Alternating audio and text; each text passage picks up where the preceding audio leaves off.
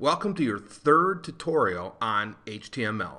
Today we're going to look at unordered and ordered lists. Now, lists are pretty much an everyday part of life, right? We're constantly putting together lists. You know, you think of a recipe and you have to have a list of ingredients. If you go to the grocery store, you have to have a list of items you have to buy.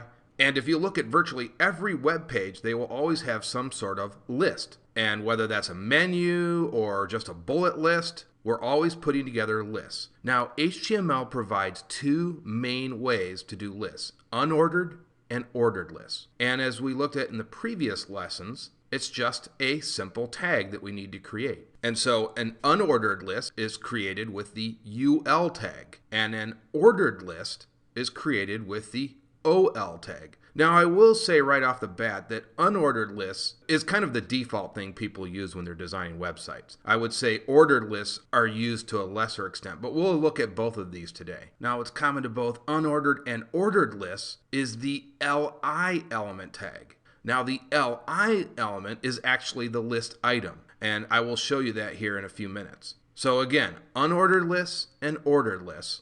And again, both will use the LI element tag, which is embedded inside either the OL or the UL element. And so let's first take a look at an unordered list. Okay, so within our body tag, and remember, everything goes within the body element. So let's go ahead and create our UL tag, and then let's go ahead and close it.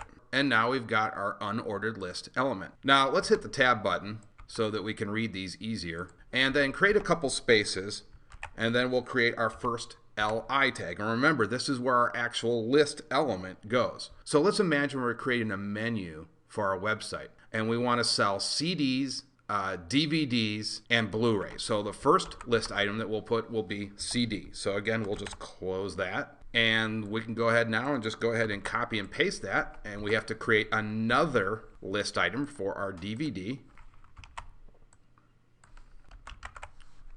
And let's go ahead and create a list element for Blu-rays. Okay, great.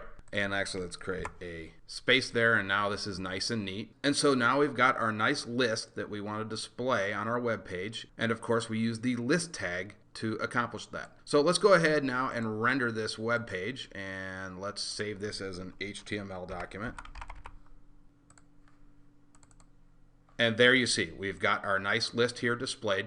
Now later on, when we get to the CSS tutorials, we will actually use this HTML ordered list and create a very fancy menu. We'll use CSS to style each one of these list element tags and create nice hover menus and add colors and all sorts of things. But for now, you need to understand how the HTML works at a base level before we get to CSS. So let's go ahead and go back into the code, and we'll look at an ordered list now. And it's very similar, actually. We just need to, actually we'll do a little bit of copy and pasting here. So we'll just take this, and we will just create our OL tags here. And let's go ahead and save this as an HTML file again. And there you see the difference. This is why this is called a ordered list, because we have numbers here. That's really the only difference. This one creates bullets, and this one creates numbers. So it's really what you prefer to use. Now later on, when we get to CSS, like I said, we will style each one of these tags and create a lot of different effects. And one of the things you can do is you can actually remove these bullet points and numbers with CSS. But again, we'll get to that when we get to CSS. Okay, that's going to do it for this HTML video. I will see you guys in the next one.